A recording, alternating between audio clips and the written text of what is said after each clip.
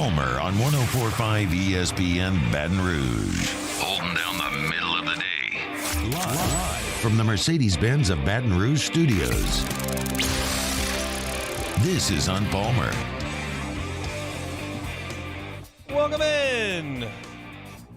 On Palmer coming to you on a Wednesday from Mercedes-Benz of Baton Rouge studio downtown in the capital city.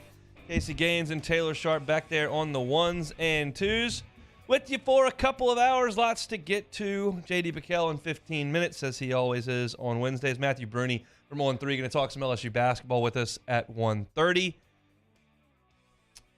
Let's see, 2:30. John Clement of Baton Rouge Pro Hockey going to tell you about Baton Rouge hockey coming at you tomorrow inside the River Center. You can get tickets for $10. We've been telling you for weeks. Or you can just call 499-1045 right now in case you'll give the first caller a 4-pack. How about that? 4 tickets to go watch hockey tomorrow in the Raising Cane's River Center. First caller, 499-1045. Casey will take your name and information. You can pick up the tickets from us right here at Guarantee. We'll talk to John Clement at 2:30 about all of that. LSU's opponent in the bowl game does not have a coach at the minute, so we'll talk about that in the second hour. But I do want to start with a couple of defections from the LSU program one way or another. We learned of LSU's latest transfer portal defection yesterday. Demarius McGee, the freshman cornerback, is going to enter into the transfer portal. Not a guy that had played a ton in his time in Baton Rouge, but is looking elsewhere. And then just about 20 minutes ago, we learned that Jay Ward is going to enter the NFL draft. We assumed that would happen. He went through senior day festivities and could use his COVID year, but it's going to move on. And so those two guys played in the secondary. And I started to think about LSU's secondary as we move into the coming season, not the bowl game, the coming season. And I think, man, Jay Ward and Demarius McGee are gone. Jarek Bernard-Converse is very likely to move on. He participated in senior day. Colby Richardson was a grad transfer. He's gone. Mekhi Garner participated in senior day.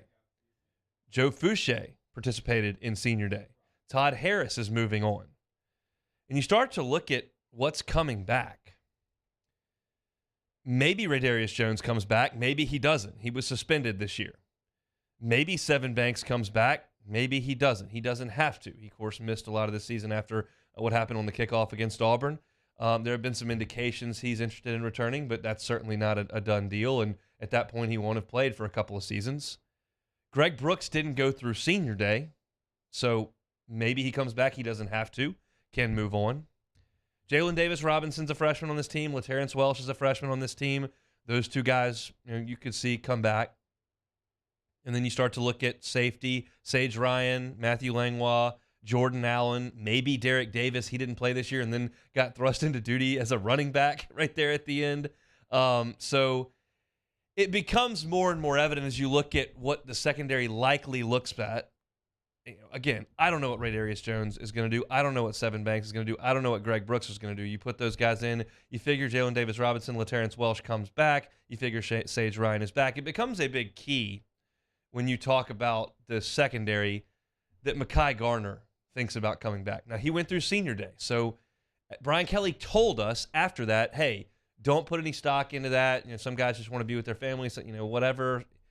But you go through senior day, I would think that was your last time in Tiger Stadium. But Mekhi Garner has a decision to make. If he were to come back, that would be big because he's played pretty well. He's got a physical body. He's proven himself at this level and would be a big-time corner for you next year. And then you start to look towards the signing class, and you've got a couple of corners signed that aren't necessarily the elite-level recruits. Maybe they're Jalen Mills, and they're ready to go right out of the chute. Maybe they're Rashard Robinson, who looked like he wasn't ready to go and was a fairly sought-after recruit, but was real skinny, and he was ready to go his freshman year. Maybe they're Kevin Tolliver, who was an all-world player and wasn't necessarily ready to go. Or maybe the guys you're looking at are Kevin Tolliver and maybe necessarily aren't ready to go. But Javian Toviano and Desmond Ricks are big-time corners that LSU is very much in the mix for. And those guys all of a sudden become pretty important. Because if I paint you a picture of a secondary that moving into the Florida State game next year is Radarius Jones, Sevyn Banks, LaTerrence Welsh, Greg Brooks, and Sage Ryan, that's that's limited, to be kind. Those guys have either been 3-4-star recruits or have played big downs, but that's a limited secondary. You start to bring in Mekhi Garner, Javian Taviano, Desmond Ricks, maybe Seven Banks comes back. All of a sudden, it starts to look better. And then, as you have to do this day and age in the transfer portal, you've got to look and see what's available. And 247 put out a list of the top 10 players in the transfer portal. The best player they say that is in the transfer portal is Fentrell Cypress, a cornerback from Virginia. He's a grad transfer. He was a second-team All-ACC player this past fall. He led the ACC in pass breakups with 14.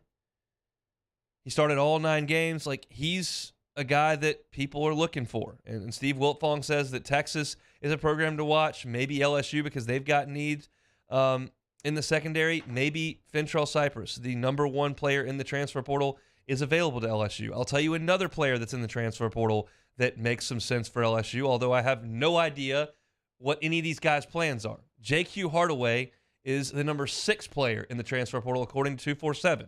Where's he come from? Cincinnati. Where was Mike Denbrock? Cincinnati. They may never have said a word to each other. I have no idea.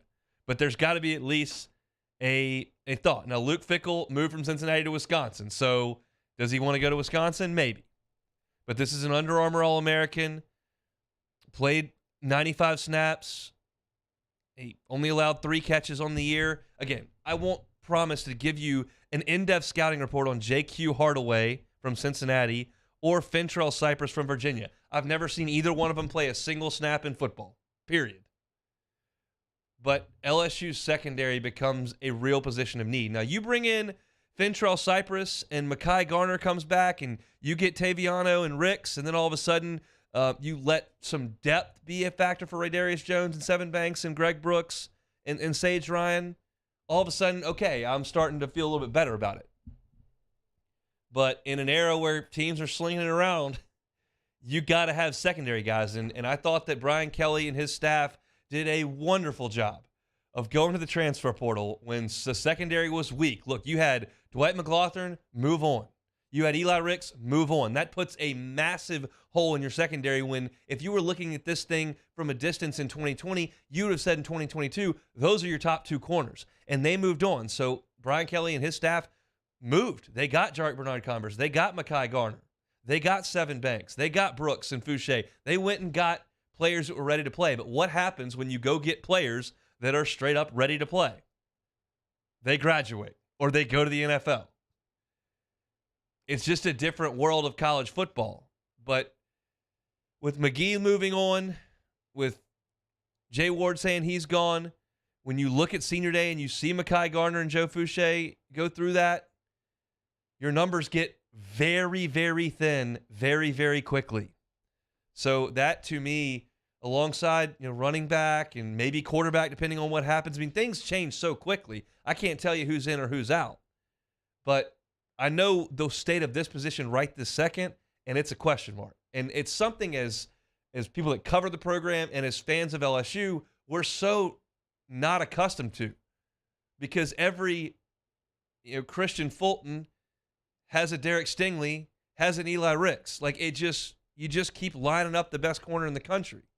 Every Patrick Peterson has a Morris Claiborne and a Tyrann Mathieu and a Thorold Simon, and it just Tre'Davious White. I mean, those are just in succession.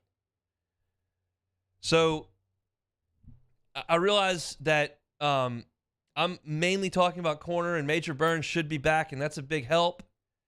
But the secondary is a question mark for me, and it's just not a familiar spot here in Baton Rouge. So transfer portal is going to be key, and closing these big-time corners in your signing class, Taviano and Ricks, is a big, big deal, and that's something that I'll certainly keep my eyes on. And quite frankly, and we'll get into this in the second hour, at this point, if you're not in the playoff or maybe the New Year's Six, and you're in the look, just a second ago, the announcement came down that Kentucky is going to be without its quarterback in the Music City Bowl. Will Levis I'm out. And you're seeing that all over the country. And you're seeing coaches change and players change. it's quite frankly more important that you do well in recruiting in the early signing period in the transfer portal than it is that you win your damn bowl game. I mean, that's just the fact of the matter. Bowl games used to be the big end to the season, and right now I'm looking at the Cincinnati cornerback in the transfer portal more than I'm looking at Purdue scouting reports. That's just the facts. I don't know how you feel as a fan, what you're more locked in on, but it's kind of on to the next. And you used to not have to worry about any of this stuff until February when you got your signing class in. This was straight bowl time. Not anymore. There's 800 and something people in the transfer portal. Go fill your next team up. And that's the life of the college football coach to this second. Got to go get secondary pieces right now. Wednesday opening hours. The Hunt Palmer Show brought to you by Sunshine Equipment. At Sunshine, we know the ease of use is important when it comes to buying equipment. Our John Deere compact tractors offer the versatility to go from the yard, camp, or to the field. Compact tractors up to 20% off list price with 0% financing. Now it's a great time to get powered by Sunshine. Visit us online at sunequip.com to apply for financing, get a quote, or to learn more about our specials. Some restrictions apply. See dealer for details. Offer ends December 31st of 2022. Matthew Bruni from On3 Sports talking basketball in 20 minutes. When we come back, JD PicKell of On3 talking all things college football. It's the Hunt Palmer Show. Hunt Palmer on 104.5 ESPN Baton Rouge. Bayou Ford. Check out that inventory, BayouFord.com. I was chatting with the Gagne folks down there at Bayou Ford earlier today.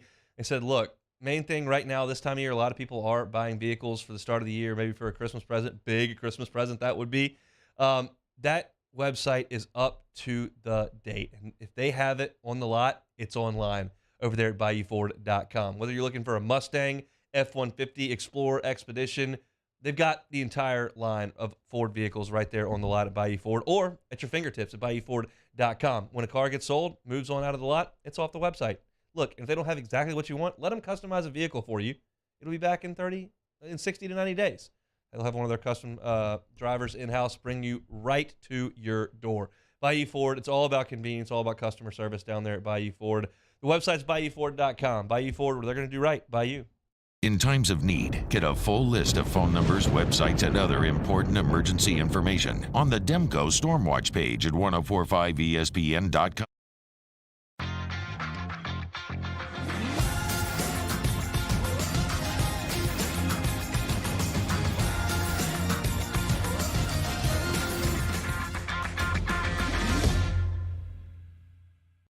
Crime has serious consequences, but anyone can make a mistake. If you find yourself in trouble with the law, know that you have rights, and it's okay to demand them. The law offices of O.C. Brown are here to protect you and your rights. Felony or misdemeanor, DUI or drug charge. No matter what crime you're accused of, you still have rights. Let the law offices of O.C. Brown uphold them. Call 225-343-1111. Your law firm for a lifetime. Eli's always been into grilling. It took us a while to see it, but the signs were there. What are you doing, Eli? I knew grilling was my thing. I have been talking about it throughout my career. Happy with the results? I am. Got the new grill from barbecueguys.com. It performed great. My advice, as I always told my boys, Do more of what you were born to do. Barbecue Guys, for those who were born to grill. You want cheese on your burger, Pops? I'll take a little cheese.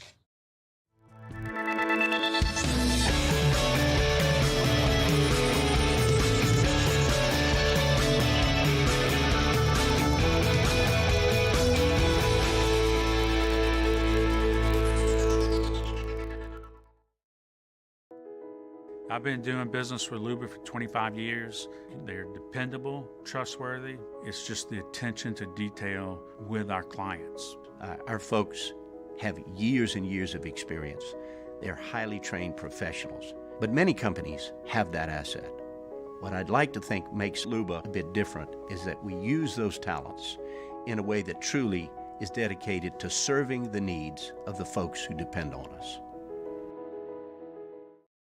Time doesn't stop, and the world keeps spinning. Community, culture, and communications, the powerful circle that connects us together. We're creating the next evolution, a network built for every possibility. moving faster than ever before, streaming us forward into the future. And the revolution is closer than you think. RTC, ETEL, and Vision are now Rev. New name, same company. Gulf Coast Office Products is a nationally recognized Savin office equipment dealer based right here in Louisiana. Over 100 employees strong, Gulf Coast has the boots on the ground to support all vertical markets, from education, engineering, legal, and finance. With the latest in office technology, from desktop to production segment units, Gulf Coast and Savin have the perfect fit for you. Call 225-756-2644. That's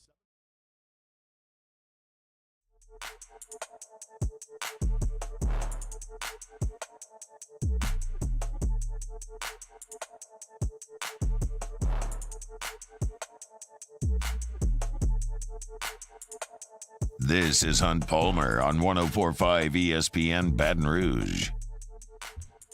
Efforting our guy, JD PicKell on 3 Sports. Love his stuff on YouTube. Love our weekly visits with him. Want to get his thoughts on a number of things, whether it's the transfer portal, the college football playoff selections, what we should do about bowl season here as things continue to kind of unravel on that front. So a number of things I want to get JD's thoughts on once we grab him on the phone lines here. I want to remind you, we are going to have at 2:30 this afternoon, John Clement of Baton Rouge Pro Hockey, and we've been doing those reads about the hockey team for the last couple of months, and people are always like, what's the name of the team? Like, how do we find? So there is no name of the team just yet. There's a growing league of hockey teams, and Baton Rouge is being approached as a potential spot for a new team. So when these teams come into Baton Rouge to play, want to see if Baton Rouge can put some people in the seats, and maybe it's a good spot to have some pro hockey. You know, there was a time where there was New Orleans Pro Hockey and Baton Rouge Pro Hockey and Lafayette Pro Hockey, and there was a hockey inundation down here on I-10. Not the case anymore because you've lost all 3 of those teams, so maybe Baton Rouge can be home for the next hockey team here, and so that's what we'll talk to John Clement about at 2:30. They'll play tomorrow. There'll be an exhibition game inside the Raising Cane's River Center tomorrow. We'll give some tickets away to that in the second hour as well. Gave some a little bit earlier, so glad that y'all were stepping in and checking that out. I'll pivot to this while we wait for JD, because Matthew Bruni going to be with us in 15 minutes. I'm looking at the finalists for the National Coach of the Year, and I'm scrolling the list, and I'm going, wait, okay, makes sense. And I'm rolling, where's Josh Heupel? And he's not there. And it feels like Tennessee's entire season unraveled for them in Columbia, South Carolina. We'll touch on that again a little bit later in the hour, because we do have JD PicKell on 3 Sports here with us in his normal Wednesday spot. JD, how are you, sir? Doing well. How are y'all doing? Doing very well. Let's start with the college football playoff before we get to some transfer and bowl stuff. Did you find it a difficult decision for the committee, and did they get it right? You know, I think they did get it right. I see why it's difficult, and I think some of it is during conference championship weekend, we get to talk ourselves into different situations that, make sense on paper, and will they have this win? And, I think there's so much talking that goes on while some teams aren't playing, but ultimately, I was really pleased to see TCU in that 3 spot and Ohio State at 4. Not so much because I think TCU is just a substantially better team than Ohio State, but based on the resume and based on, 2022 in a silo, I think that TCU's resume with number of ranked wins and playing for their conference championship puts them ahead of Ohio State in my book. And then Alabama, they also have a really great case. Like, again, we keep having that talking point around, well, it's 2 losses to great teams on the road last play, but bottom line, hey, unfortunately, 2 losses. And so, the facts are kind of the facts here, and against Ohio State, that just isn't what stacks up well. So I think they did get it right, but understand while some folks in Tuscaloosa may be less than happy when those rankings came out. All right, let's go back to LSU's performance in the not the Georgia Dome anymore, Mercedes-Benz Stadium. Georgia just took it to them 35-7 right before the half. Tigers fought back a little bit early in the second half, but just no match for the Dogs. Your thoughts on that game? If you had told me on what was it, I guess, Friday, that LSU is going to go out there slinging around for 500 yards, I'd be thinking, oh, my gosh. So Georgia has one loss in, and they're still getting in, but what does it mean for LSU? And so I think the word you use is encouraged if you're LSU. Like, to play in this game in general was a massive, passing of expectations for what people thought this LSU team could be at the beginning of the year with Brian Kelly's first year. So the game itself, I think we just got to see again just how multiple Georgia can be in the different ways that they can beat you now with what they have offensively instead of Bennett. And so I think that just we got to see that Georgia is who we've always thought they were. And LSU is going to be a problem for years to come. And with Keishawn Butte coming back and Garrett Nussmeier potentially being the guy next year, waiting to see what Jay Daniels is going to do. Like, there's a lot of reason for optimism and continued high expectations in Baton Rouge. So the game kind of was what it was. But I don't feel like there's any super big takeaways that we have that are different in terms of our opinion of either team. Yeah, I mean, my take on it was I think all of this can be true. I think it can be a great accomplishment for LSU to get to that game. I can think that they fought really hard in the second half and played tough and got beat. And I think, personally, I don't want to have those discussions anymore. I don't want any more moral victories. I don't want any they fought hard. You were fighting uphill in year one with the roster that you inherited, and there's no doubt about that. So that's now in the rearview mirror. Now, in the era of the transfer portal, I think it's time for LSU to show up and expect to win way more often than not. Absolutely. And I mean, like you said, in the age of the transfer portal, like, that's now the world that is going to ramp up expectations for year two under Brian Kelly. Like, they just recalibrated the expectations by going to the SEC title. Well, now you're going to see all these big name players in the transfer portal, and there's a lot of people around Baton Rouge that care about football, and they're going to put money forward to allow LSU to have access to those players. And so, once they add whoever those big time players are to their roster via the portal, then the expectations go even higher. So no, I think you're 100% on the money. Like, this was the year where maybe you could have talked yourself into some moral victories, and Brian Kelly clearly isn't about moral victories, and they had a season that, you don't need moral victories. You had some real victories. So excited to see what they are in the future, but year one obviously ramped up expectations a lot for year two. All right, what's our solution here with coaches being hired around Thanksgiving, transfer portal opening up around Thanksgiving, and bowl games that are played late December and into January where nobody's there in terms of coaches and players that have declared for the draft and gone to the transfer portal? What is the future of bowl games here? I think the expansion of the playoff is our best attempt at that. And what I mean by that is the hope is that you generate more quote-unquote meaningful games. Now, this is a whole other call we could have, but I don't think expanding the playoff is good to begin with, but hey, the genie's out of the bottle. So now the hope is, okay, once we do go to 12 teams, hey, I can't leave my team, whether I'm a player or a coach, or I can't opt out, because that game is so meaningful. And, we have a chance to accomplish our goal now of winning a national title, even if we're in its 12th seed. So I think that's probably the right move to try and keep the stakes high. But the reality is, I promise you, whether it's year two or year three of the expanded playoff, we're still going to see guys opt out. We're still going to see coaches leave for more money. And I think that's just kind of the nature of the deal. Like, TV Network expanded the whole thing for more money, and coaches and players are going to opt out for the same reason, for money. So I think that's kind of, until we can figure out something to make it financially worth everybody's while, I think there might be some issues here moving forward, especially on the player side. Coaches, maybe not, but player side for sure.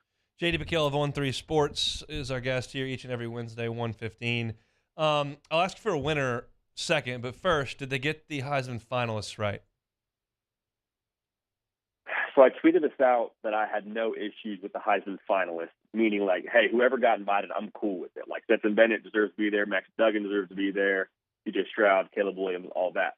There was a number of the Tennessee faithful that came after me. They're saying, what do you mean you have no issues? Or there's somebody not there. And so to put it, simply, great with who did get invited, but I think Tennessee fans feeling slighted by Hendon Hooker not being invited is 100% fair, and I would have invited him if I were in charge of that whole operation. So Hendon Hooker, biggest snub. The Blake Corum conversation I get, but at the end of the day, as good as he was, there's 3 games that he didn't play in, which in my book just makes it really hard to be a finalist. He might have won the thing if he could have stayed healthy, and just the unfortunate nature of the game.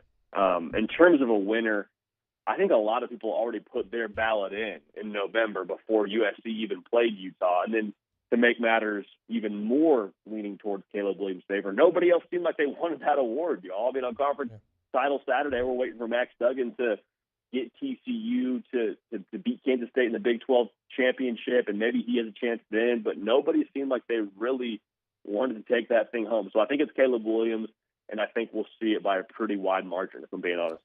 This is where I really endear myself to the listenership down here in the Baton Rouge area, as I do routinely. I don't understand why Bryce Young got no attention here. Did you see him in Knoxville? Did you see him in Baton Rouge? Did you see him in Austin? I realized he won it last year, and we're trying to be equal opportunity here, but I'm not certain there's anybody I would take over him, and his stats were pretty damn good. I'm a little shocked that there's just no discussion around it. I think it's just, I guess it's the too long. I don't know what it is. Do you have any explanation for that?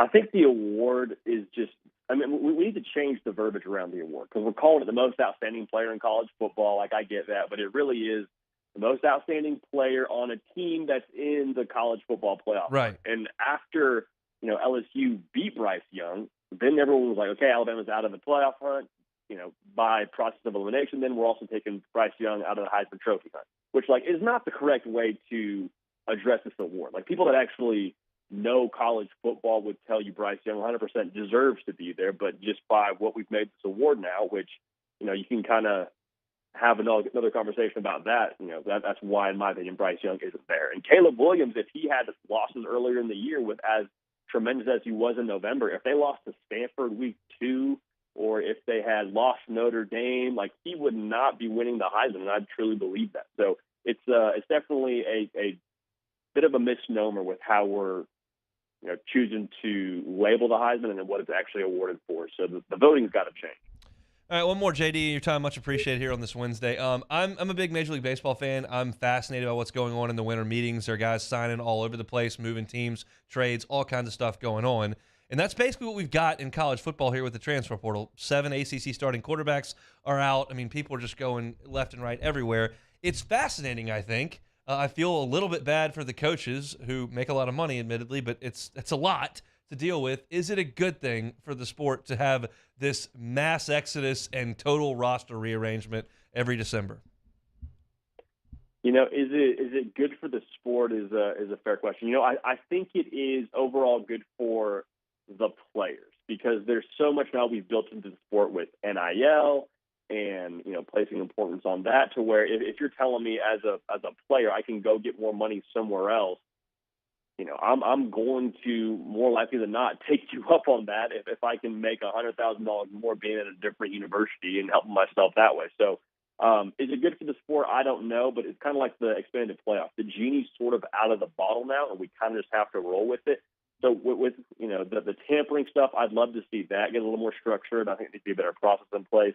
But I think we're doing the best we can, and I think we've probably overcompensated a little bit with the anytime transfer and all that. But I think that we're going to look back on this era of college football and just see how wild it actually was, because I think more structure is coming, and I think there is more refining that's going to be done to it. But right now, we're kind of so long to the right. So is it good? No. Are we doing our best? I think so. The sport will go on. If we know one thing, that is the case. JD PicKell, the Hard Count on Three's YouTube channel. Check it out each and every day. JD, we thank you for your time, man. Appreciate it, hon. Thanks so much, man. Have a great one. You too. He is JD PicKell. We'll keep the On 3 theme rolling. Matthew Bruni from the Bengal Tiger on 3 covers the Fighting Tiger basketball squad. He's with us next on the Hunt Palmer Show. Hunt Palmer on 104.5 ESPN Baton Rouge. Now's the perfect time to download FanDuel. It's America's #1 sports book because right now new customers get a no-sweat first bet up to $1,000. That's free bets back if your first bet doesn't win. Sign up with that promo code 1045ESPN. FanDuel's got all your favorite bets, money line, point spreads, player props. You can live bet during the games if you see a trend you like. And the best part, when you win, you get paid fast. It's all on an app that's safe, secure, and super easy to use. So sign up today with the promo code 1045ESPN for your no-sweat first bet. That's promo code 1045ESPN. Make every moment more this season with FanDuel, official sportsbook partner of the NFL. Must be 21 and present in Louisiana. First online real money wager only. Refund issues non-withdrawable free bets expires in 14 days. Restrictions apply. Terms at sportsbook.fanduel.com. If you're someone who has a gambling problem and wants help, call 1-877-770-STOP. Our listeners fire off their opinions on the jimsfirearms.net hotline at 499-1045. Keep listening for your next chance to shoot us your thoughts with the jimsfirearms.net hotline on 1045 ESPN Baton Rouge.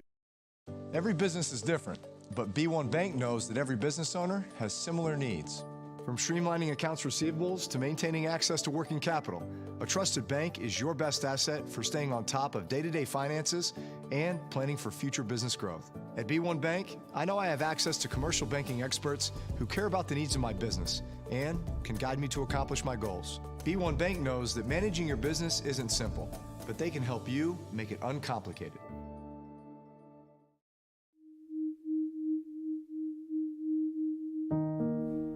Nearly half of children in foster care drop out of school. But you can rewrite that story. Children and youth with CASA and GAL volunteers are more likely to succeed in school. Change a child's story. Become a volunteer today.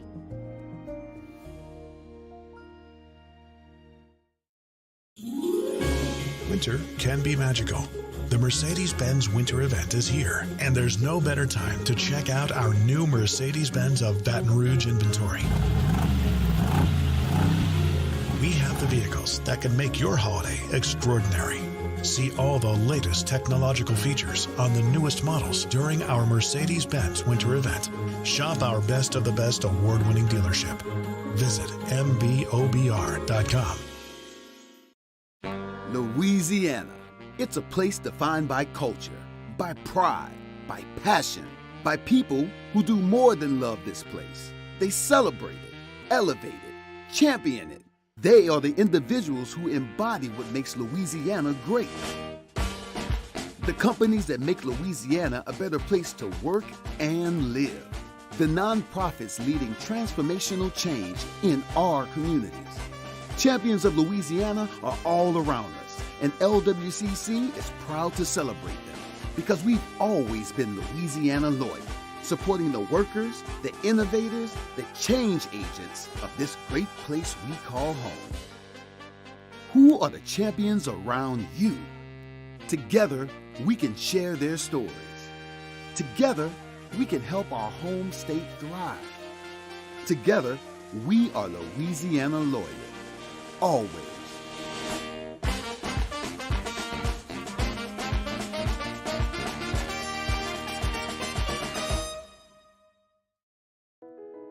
I've been doing business with Luba for 25 years. They're dependable, trustworthy. It's just the attention to detail with our clients. Our folks have years and years of experience. They're highly trained professionals, but many companies have that asset. What I'd like to think makes Luba. Matt Moscona inviting you to join us for Wednesday's Hump Day AFR, presented by Pluckers.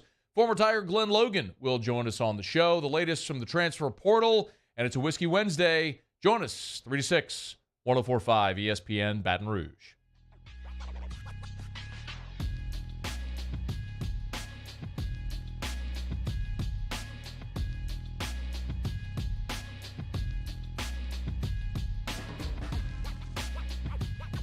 You're listening to Hunt Palmer on 1045 ESPN Baton Rouge.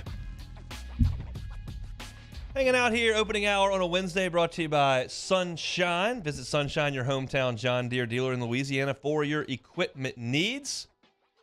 Head out to the Jim's Firearms Hotline. Matthew Bruni jumps aboard. Y'all know Shea Dixon. He's been around forever today. Billy Embody, too. Matthew Bruni, also part of the Bengal Tiger on 3 fam. I was introduced to that crew last month, and Matthew put some awesome basketball stuff out there that I really enjoy reading. He joins us now. Matthew, thanks so much for your time. How are you?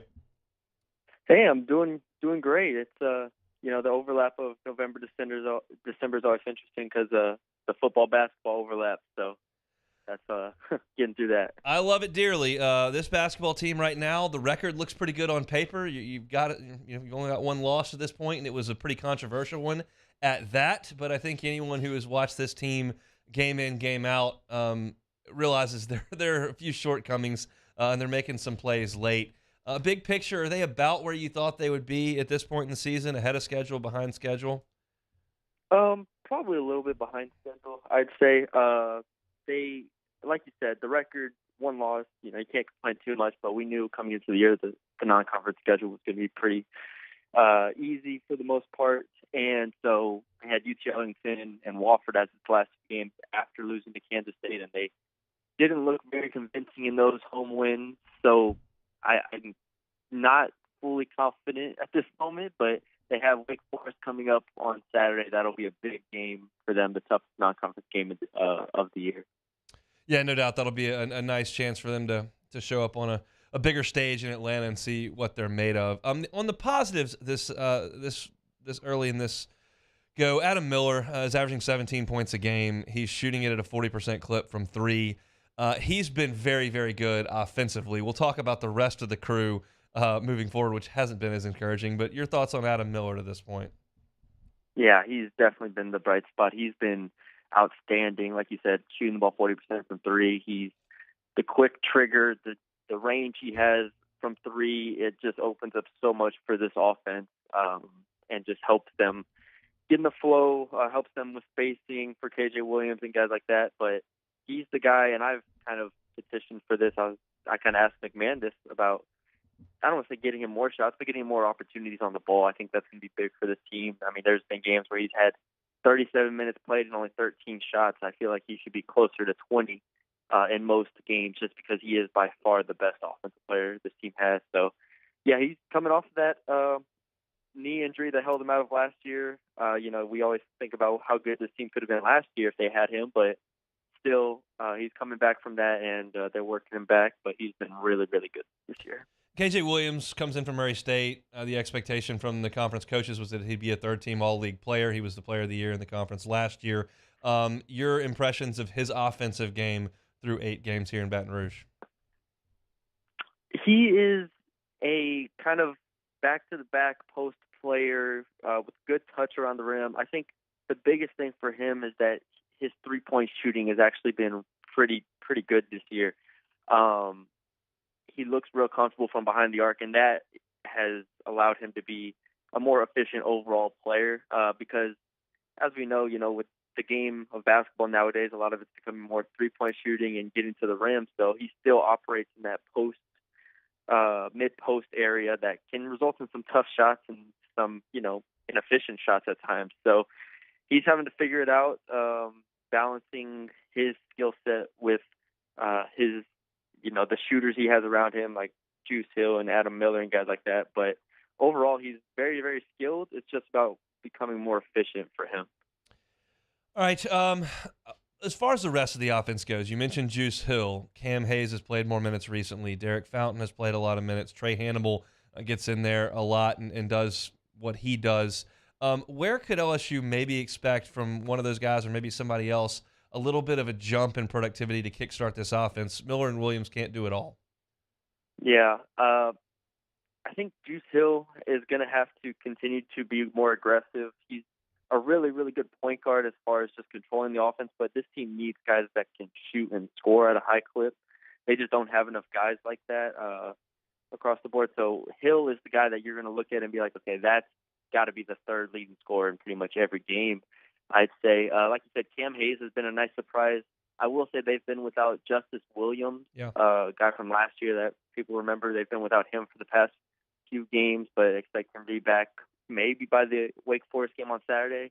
So that would be a nice, jolt for the offense. But I look at Justice Hill and say, all right, he has to be more aggressive from three, has to be more efficient on the mid-range shots that he takes, and kind of go from there because outside of him, you start getting into the other forwards and wings on this team, there's not a lot of scoring.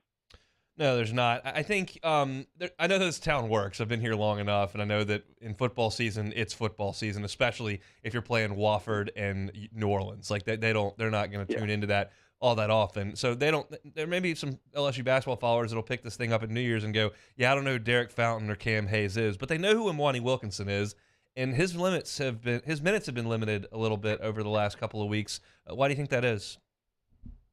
Yeah, he's if you remember, coming into the year, McMahon kind of echoed what Will Wade had always said about Imwani, was that he's capable of taking a step forward offensively. He's capable of doing more.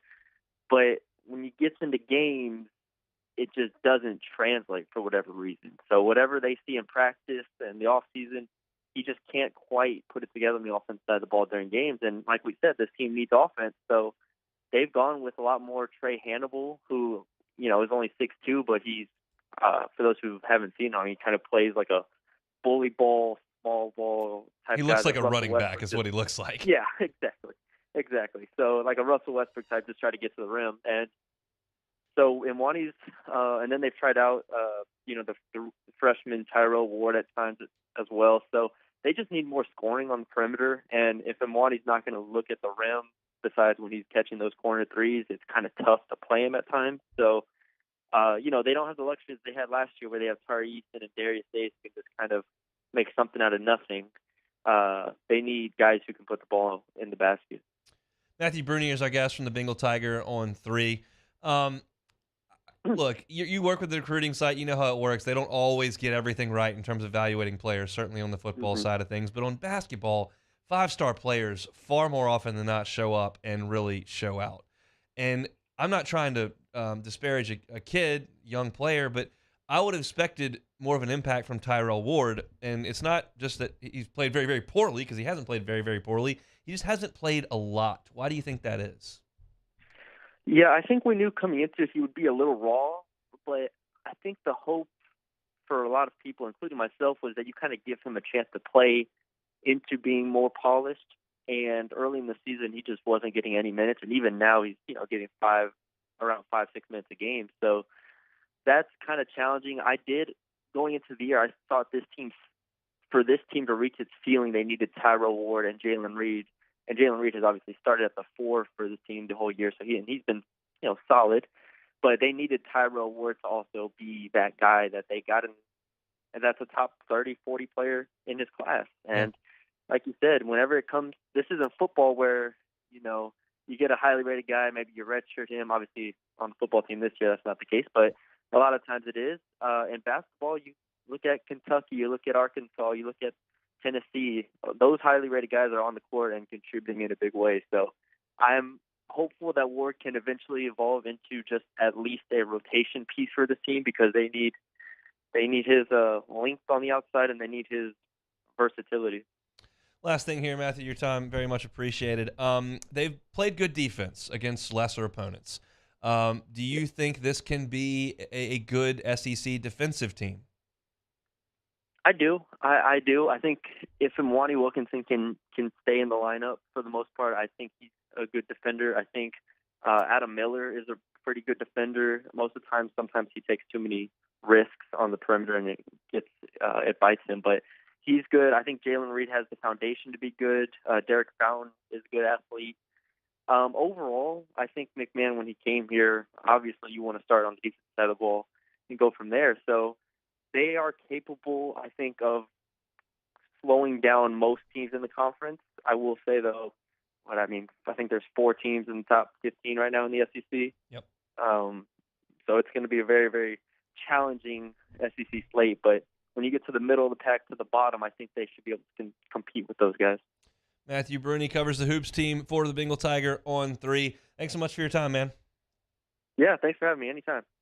He is Matthew Bruni. If you're not subscribed to On 3, you can get it for $1. It's a pretty good deal. I joined their family on the baseball side of things last month, and so I check in there a couple times a day, and the amount of information that Matthew and Billy and Shay and then their whole team over there on 3 throw in is really impressive. If you're looking for some info on the transfer portal and then certainly basketball coverage as we crank things up on that side of things, they do a great job at the Bengal Tiger. Come back and close out hour number 1, 104.5 ESPN Baton Rouge. Hunt Palmer on 104.5 ESPN Baton Rouge. LWCC is Louisiana Loyal, elevating and celebrating champions of Louisiana. December's champion for Louisiana, Mimosa Handcrafted. Of course, comes to you from their founder, Madeline Ellis, who was a landscape architect and decided she was going to pursue her lifelong love for making. And so what became a hobby, creating jewelry, took off as a business with the encouragement of her husband, Dawson. Now, Mimosa Handcrafted is doing such great work here in our state of Louisiana. They donate 1% of every sale through Goods for Good campaign. That allows the customers that purchase the goods at Mimosa Handcrafted to select from a list of charitable causes such as the Greater Baton Rouge Food Bank or the Mental Health Association for Greater Baton Rouge. and make donations that direction. Mimosa Handcrafted does awesome work. Their first brick and mortar location just opened at 541 South Eugene Street. It's right next to Red Street Reeds, just in time for some holiday shopping over there at Mimosa Handcrafted. If you know someone like Madeline Ellis or an entity like Mimosa Handcrafted, nonprofit, anything that's doing great work in Louisiana, lwcc.com/champions, lwcc.com/champions. Nominate someone to be a champion for Louisiana so we can, right here on 104.5 ESPN, tell their story each and every day. December's champion for Louisiana, Mimosa Handcrafted. LWCC is Louisiana loyal. In times of need, get a full list of phone numbers, websites, and other important emergency information on the Demco Stormwatch page at 1045ESPN.com. My dad just really enjoyed his life, and he enjoyed smoking cigars and thought he was invincible. My stepdad quit smoking, and he really felt like he was in the clear. Sorry. I wish they would have been screened annually. It's not just you affect, it's your entire family. For more information on Ochsner's free smoking cessation program and to see if you qualify for early lung screenings, visit ochsner.org/quit. Bayou Ford has the new inventory to get you in a new Ford truck or SUV today, or customize your next vehicle just the way you want it. All new Bayou Ford vehicles come with a 1 million mile powertrain warranty. The crew at Bayou Ford is going to do right by you.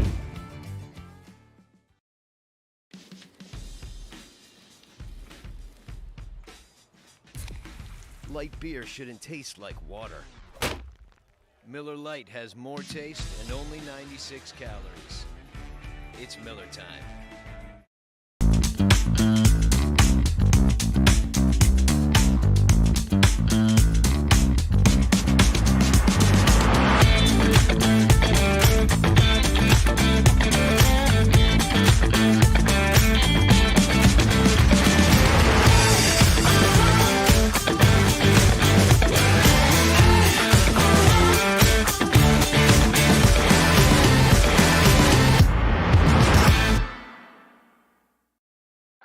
Oh, hey, what's up? It's Big V and Bubba, 100.7 The Tiger Morning Show. We'd love for you to join us every weekday, 4 a.m. till 9 a.m. Yeah, everything you want in a show. Country music.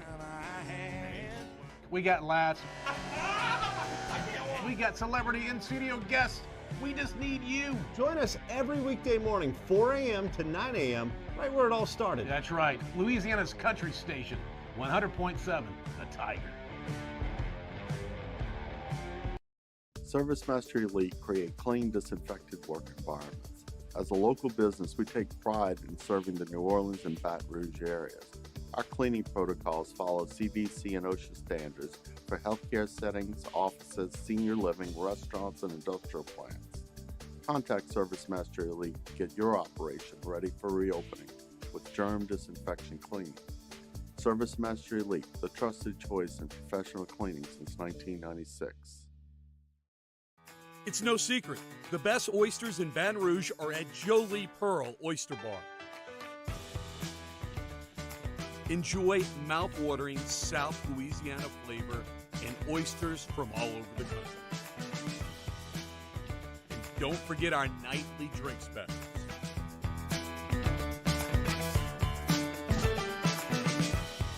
Jolie Pearl Oyster Bar. Join me for the Wednesday evening edition of Game Time. We're live at the original Walk-Ons on Burbank, celebrating their brand new menu. That's Game Time, 6 to 8 p.m. Wednesday from Walk-Ons on Burbank on 104.5 ESPN Baton Rouge.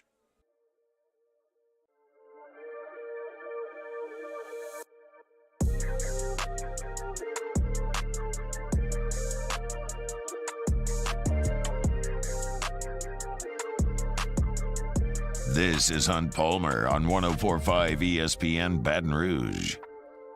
Looking up at my TV screen there in the studio, which team will win the AFC? They asked 3 ESPN analysts. 2 of the 3 said the Cincinnati Bengals. I would like that very much. Opening hour here on a Wednesday, brought to you by Sunshine Solutions. Save your Sundays for watching football, not chores. At Sunshine, your hometown John Deere dealer in Louisiana. Got the equipment that comes in a variety of horsepower and attachment configurations to tackle any job on your property. With tractor deals up to 20% off list price, their deals are undefeated. For more information, visit Sunshine in stores or online at sunequip.com. You know, I'm sitting there in the press box inside Tiger Stadium. It's LSU and UAB in a cold rain. And it wasn't all that interesting, to be quite honest. And there are TVs up there and a buffet, which I'm not afraid of. And I watched a good bit of Tennessee and South Carolina. And you got a sense in watching it, certainly, it was Tennessee's second loss of the year, that was going to cost them a shot at the national title, which was very much on their racket with games coming up against South Carolina and Vanderbilt. And they got torched, absolutely lit up by a South Carolina team to that point had not done squat. I cannot think off the top of my head, and I'm sure there are plenty, but I can't come up with every game any school's played. I can't think of a more catastrophic loss in terms of a season and program momentum than that loss by Tennessee. The Eddie Robinson Coach of the Year finalists are out. Sonny Dykes at TCU, hell of a job. Mike Elko at Duke helped turn them around, plus left A&M hanging. Love you, Mike. Willie Fritz at Tulane, we know, excellent work, conference title. Jim Harbaugh at Michigan, undefeated. Lincoln Riley rescued USC. Kirby Smart's team's pretty good. He's a finalist. John Sumrall from Troy. And Jeff Traylor from UTSA. No Josh Heupel. If they go 11-1 with their only loss in Athens, Josh Heupel is on this list. He may win it. If they go 11-1 and beat South Carolina and Hendon Hooker's knee doesn't rip in half, he might win the Heisman. Did you see those stats? 11-1? He's not even invited. CJ Stroud is. Oh, by the way, the playoffs, I think Tennessee might get in over Ohio State. Their loss was on the road. They got a win over Alabama. They got a win over LSU. Ohio State's just got Penn State. They went to Columbia, South Carolina, and lost Coach of the Year, Heisman, playoff contention in 3.5 hours. Now, I'm not suggesting they're the first team to lose a game and have everything fall apart. It happens almost every year. But to come from where they came from, which was trash for 15 years, to ride the mountain up that quick and be where they were number one in the country in the playoff rankings, have the Heisman frontrunner, and even after losing to Georgia, being okay. My goodness. Now, we'll see if Jalen Hyatt wins the Biletnikoff. His numbers are really good. Marvin Harrison Jr.'s numbers are really good, and his dad's pretty famous too. A little more name recognition there.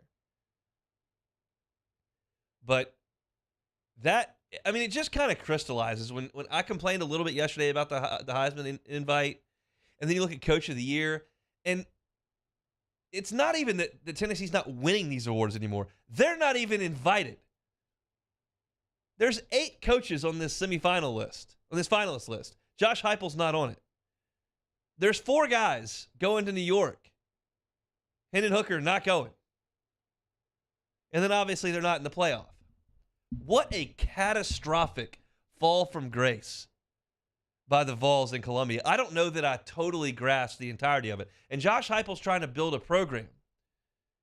All of that would have been so important. Having a Heisman winner that you coach. You don't think Lincoln Riley sells that after Baker wins the Heisman to help get Kyler? After Kyler wins the Heisman to help get Spencer Rattler, to help get Caleb Williams? It's such a big deal to have that on your resume. Coach of the Year, pretty big deal. Obviously the playoff, and now all of a sudden, what does Tennessee have to show for this? They're going to the Orange Bowl to play Clemson. They got a backup quarterback. Now, Clemson kind of does too, even though he's better than DJU. But wow, what a waste to go to Columbia and have all that be ripped from you. It just kind of struck me a little bit. Look, Tennessee is my favorite team in the SEC that's not LSU in football. Why? Because they play Alabama.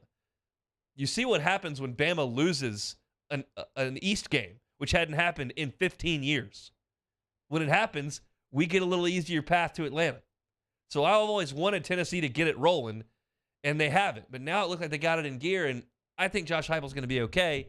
Just a matter of whether or not he can keep it rolling with a different quarterback. But the awards banquet, if Jalen Hyatt doesn't win the Biletnikoff, they're going to get shut out. That is wild considering the ride that they were on at a certain point. Opening hour here on Wednesday is brought to you by Sunshine Equipment. Visit Sunshine, your hometown John Deere dealer in Louisiana, for your equipment needs. Couple of guests in the first hour really enjoyed it. J.D. PicKell of On3 Sports, Matthew Bruni of On3 Sports as well. He was talking basketball. J.D. PicKell on the football side of things. We open things up talking LSU's DB room. A lot of shakeup going on over there, and I think they've got to do some talent acquisition here in short order. I gave you kind of a roadmap for all that. Second hour coming at you here. Mark Ingram, probably done as a Saint, maybe done for his career. Talk about that in hour two. John Clement of the Baton Rouge Pro Hockey Team will be with us at 2:30. We'll come back. Talk about LSU's bowl opponent who now doesn't have a coach. Come back after Sports Center. 104.5 ESPN Baton Rouge. There it is, the extra mile. On the border of expected and extraordinary for those willing to go further. Like vans customized for work or play. With safety and tech to keep you connected. Supported by a 5-star sales, service, and finance team. And backed by the 1-star you know. So go the extra mile. It's never crowded because so few have what it takes to go there. Mercedes-Benz Vans.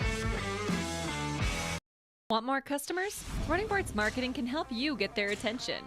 Imagine your brand's message on a giant LED billboard truck that can't be skipped and is nearly impossible to ignore. Running Boards Marketing is the leader in effective and affordable advertising on digital mobile billboards, which are 2 times more effective than traditional billboards. With a 97% recall rate, you'll leave a lasting impression with your customers. Visit us online at runningboardsmarketing.com so we can drive your message to where the people are.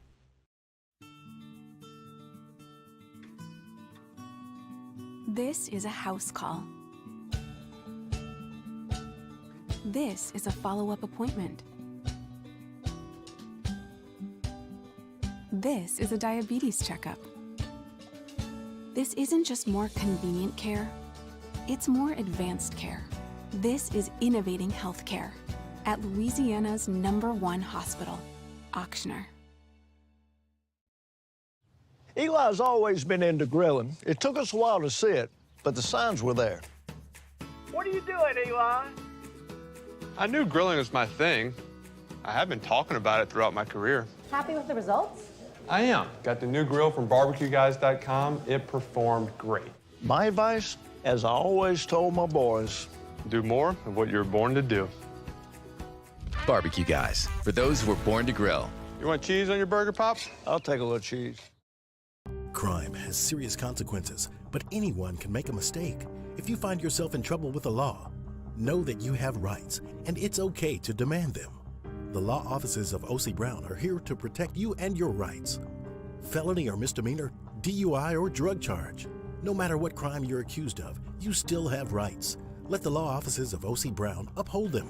Call 225-343-1111. Your law firm for a lifetime. I've been doing business with Luba for 25 years. They're dependable, trustworthy. It's just the attention to detail with our clients. Our folks have years and years of experience. They're highly trained professionals, but many companies have that asset. What I'd like to think makes Luba a bit different is that we use those talents in a way that truly is dedicated to serving the needs of the folks who depend on us. Time doesn't stop, and the world keeps spinning.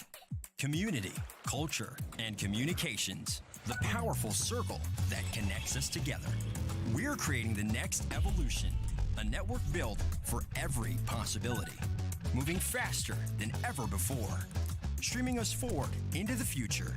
And the revolution is closer than you think. RTC, ETEL, and Vision are now Rev. New name, same company.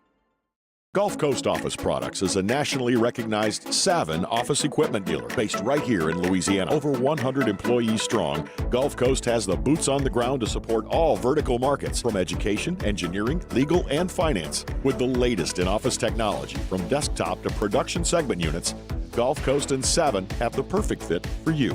Call 225-756-2644. That's 756-2644 for Gulf Coast Office Products.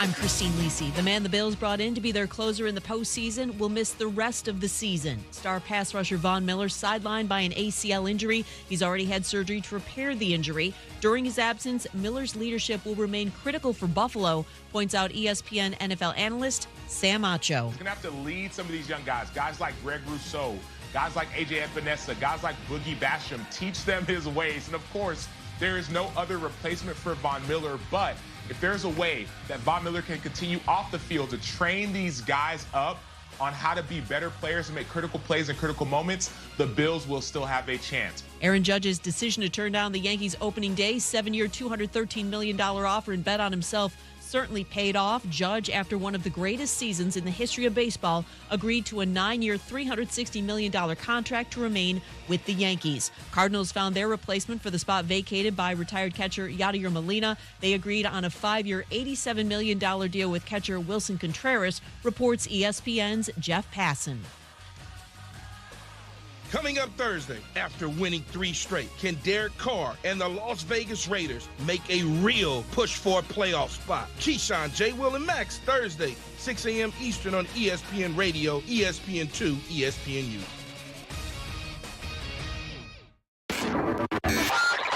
Now, Hunt Palmer on 104.5 ESPN Baton Rouge. Holding down the middle of the day. Live from the Mercedes-Benz of Baton Rouge studios. This is Hunt Palmer. Hour 2 here on a Wednesday. 104.5 ESPN Baton Rouge. Locked and loaded here until 3 o'clock. John Clement of Baton Rouge Pro Hockey going to be with us at 2:30. Talk about what's going on over the next couple of weeks. We've been talking about hockey, giving away tickets here the last couple of weeks, and always get asked, what team? What's the name of the team? There is no team. There is no team in Baton Rouge yet. The anticipation is there could be a team in Baton Rouge. There's a league that's expanding. John will tell us about it, and they're going to play a couple games down here, 3 to be specific, starting tomorrow. And if there's some interest and people want to watch Baton Rouge hockey, we may get a team here.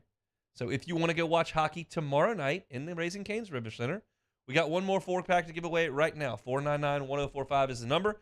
Casey will pick up the phone, first caller, and you'll get a 4-pack to watch some hockey tomorrow night inside the Raising Cane's River Center. Some news today regarding LSU's bowl opponent. If you missed this, it was predictable. We talked about it yesterday. Jeff Brom has decided to leave Purdue to head to Louisville, his alma mater. And it was a move that now seems a little bit orchestrated by Louisville. I think they kind of determined, hey, we got a chance to bring our guy home here. He's had a really good run at Western Kentucky, had a nice run at Purdue, got them to the conference championship game. We're not thrilled with Scott Satterfield. If we can get Brom, let's do it. Satterfield took the first job that was available, Cincinnati, and Jeff Brom is going to come home to Louisville. That has been reported. That's going to happen. So Purdue no longer has a head football coach. LSU's bowl opponent is Purdue. So you would imagine that Jeff Brom will leave now and start going through the transfer portal and recruiting for a signing period that's coming up here in a number of days and has to go to work for Louisville. I don't think he'll be back in West Lafayette anytime soon. People say, well, why would you leave Purdue for Louisville? Well, Henny went through a couple of reasons in his show that Louisville spends a lot more money than Purdue. 2, it's his alma mater. 3, you live in Louisville, Kentucky instead of West Lafayette, Indiana.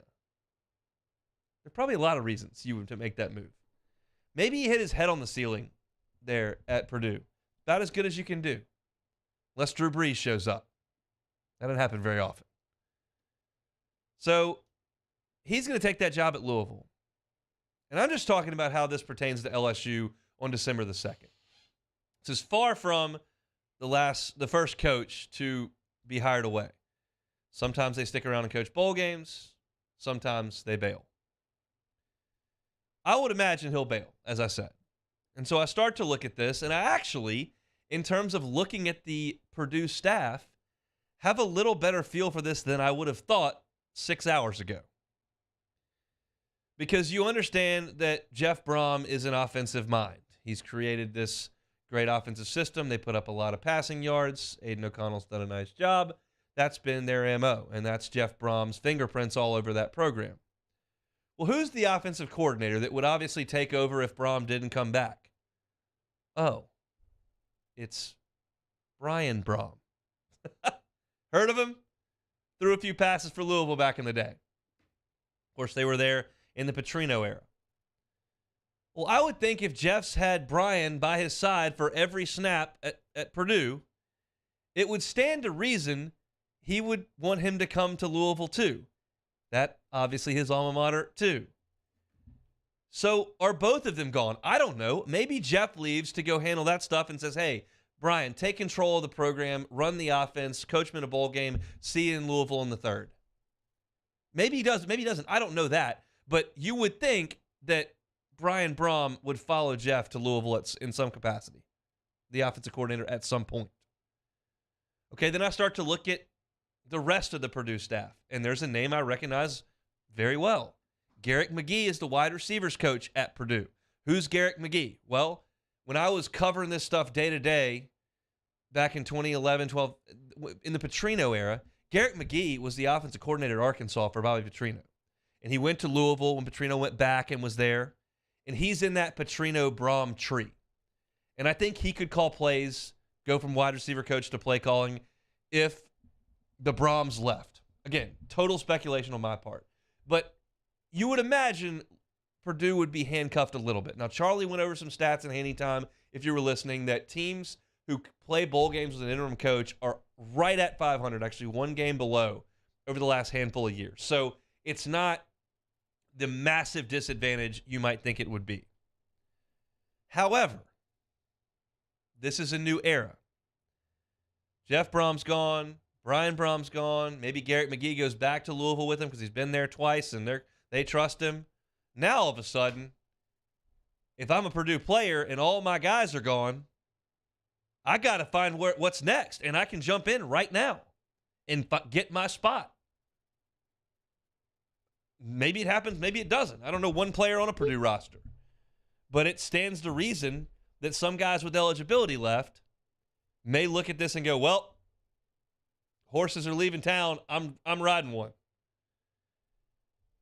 It just feels like Purdue may be compromised.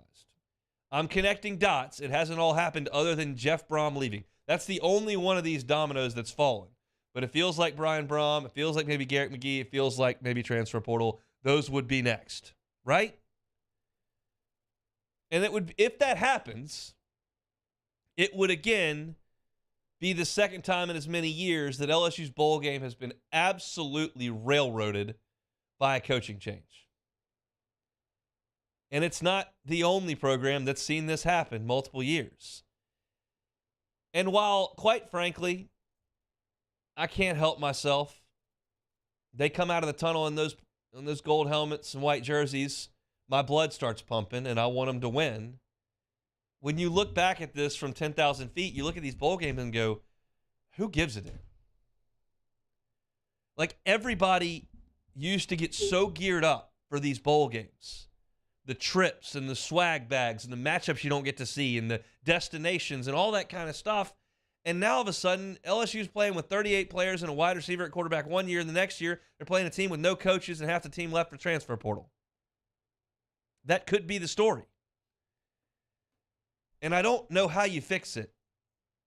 I don't know that it's fixable. The only thing you can do is just sweeten the pot for the big boys and expand the playoff to 12 like they will. That way you keep 12 teams engaged, you would think. Although last year Brian Kelly left a team that had a chance to make the playoff, and it was 4, and they would have made it if it was 12. Maybe it changes his decision, maybe it doesn't.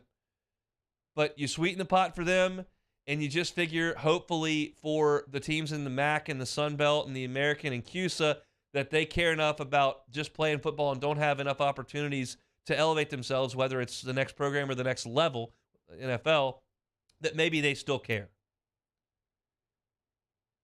Nothing's perfect, but what we do know is this thing's shot, because you used to not have to hire coaches until New Year's. I think we all remember when Saban left, the end of December. And you didn't have to have a signing class until February. Now everything's in December. Signing day's in December. Transfer portal's in December. It's all in December before you play the games. And we knew this at the time. It's not like an unexpected consequence, an unintended consequence. It just is. It was what's going to happen.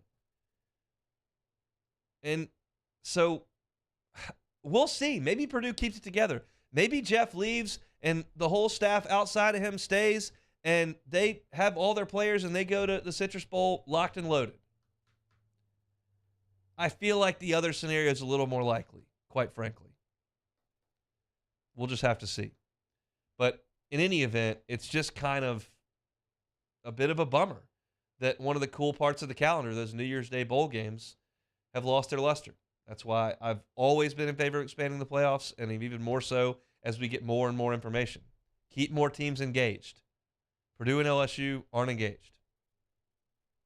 So, specifically Purdue in this instance, looking elsewhere for a head coach and maybe severely compromised come a bowl game. Maybe not. We'll see. 104.5 ESPN Baton Rouge and Citizens Bank and Trust are in the spirit to rock your holidays with $15,000 in cash. It's our 15K holidays. Head over to 1045ESPN.com. Register to win after a $15,000 national cash prize or $1,500 in a local cash prize. The 15K holidays powered by Citizens Bank and Trust and 104.5 ESPN Baton Rouge. Come back with a little bit more John Clement, Baton Rouge Pro Hockey, coming at you in 20 minutes. It's 104.5 ESPN Baton Rouge. Hunt Palmer on 104.5 ESPN Baton Rouge. Always love telling you about One Bath and Closets. The website is onebathandclosets.com. Our guy David Duvall and his team have been in the game for 30 years. How much better would your home be if you had a more efficient or a larger, more luxurious closet? Let David Duvall and his crew come in and handle it. They're licensed contractors, so they're a one-stop shop. You don't have to call the floor guy, the tile guy, the plumbing guy, the wall. You don't have to call all those guys. David Duvall and his team are going to come in and handle the entire project. That's what they do. They may have to do some significant construction. They may just help you optimize your current space, make your closet a little bit more efficient. You won't know until you call them and have them come in. It starts with a questionnaire. They ask what you've got, how many pairs of shoes. Sometimes the male has to leave the room there when the wife answers that question. That's okay. We got to get it taken care of. Say, what do you need done? What do you struggle with here? They'll put together a custom solution for you, and I can promise you this. They're not going to come back 3 weeks later because they did something wrong. They were trying to take a shortcut because they're trying to get to the next job and get the next account. That ain't how it works. At One Bath and Closet, they'll do it right the first time and leave the competition behind. And in doing so, you get 30% off. You tell them Hunt Palmer sent you over there. 30% off your closet at onebathandclosets.com. Check out the testimonials. Check out what they can do at onebathandclosets.com. It's David Duvall and his team at One Bath and Closets. The website, onebathandclosets.com. Our listeners fire off their opinions on the jimsfirearms.net hotline at 499-1045. Keep listening for your next chance to shoot us your thoughts with the jimsfirearms.net hotline on 104.5 ESPN Baton Rouge. Winter can be magical. The Mercedes-Benz Winter Event is here, and there's no better time to check out our new Mercedes-Benz of Baton Rouge inventory. We have the vehicles that can make your holiday extraordinary. See all the latest technological features on the newest models during our Mercedes-Benz Winter Event. Shop our best of the best award-winning dealership. Visit mbobr.com. Time doesn't stop, and the world keeps spinning. Community, culture, and communications, the powerful circle that connects us together. We're creating the next evolution, a network built for every possibility, moving faster than ever before, streaming us forward into the future. And the revolution is closer than you think. RTC, ETEL, and Vision are now Rev. New name, same company. Louisiana. It's a place defined by culture, by pride, by passion, by people who do more than love this place. They celebrate it, elevate it, champion it. They are the individuals who embody what makes Louisiana great. The companies that make Louisiana a better place to work and live. The nonprofits leading transformational change in our communities. Champions of Louisiana are all around us, and LWCC is proud to celebrate them because we've always been Louisiana loyal, supporting the workers, the innovators, the change agents of this great place we call home. Who are the champions around you? Together, we can share their stories. Together, we can help our home state thrive. Together, we are Louisiana loyal. Always.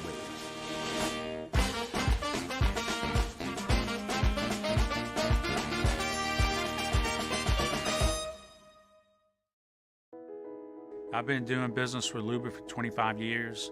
They're dependable, trustworthy. It's just the attention to detail with our clients. Our folks have years and years of experience.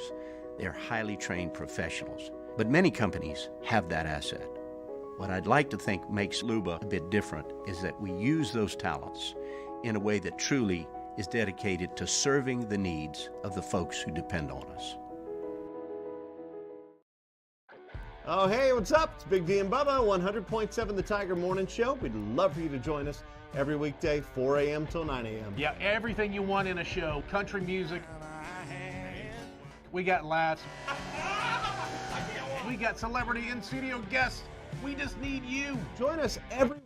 Matt Moscona inviting you to join us for Wednesday's Hump Day AFR, presented by Pluckers. Former Tiger Glenn Logan will join us on the show. The latest from the transfer portal, and it's a Whiskey Wednesday. Join us, 3 to 6, 104.5 ESPN Baton Rouge.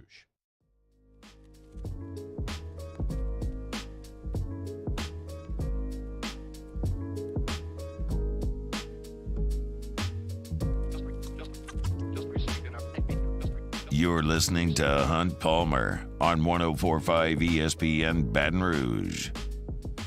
Just coming across the wire in the last 5 minutes, Southeastern Conference coaches voted on their award winners for the season. Run through those quickly here. The Offensive Player of the Year in the Southeastern Conference, according to the coaches, Hendon Hooker from Tennessee. So I went on that rant at the end of the first hour saying they were out on everything. Hendon Hooker did win Offensive Player of the Year. Will Anderson Jr. wins Defensive Player of the Year. Didn't quite have the statistical year that he had previously. This is brand new, so I hadn't done a lot of prep on it. Trying to think of defensive players with a much larger impact than Will Anderson had this year. And I'm coming up pretty empty on that. I can't think of anybody that was significantly better, and he's certainly an excellent player, so no issues with that.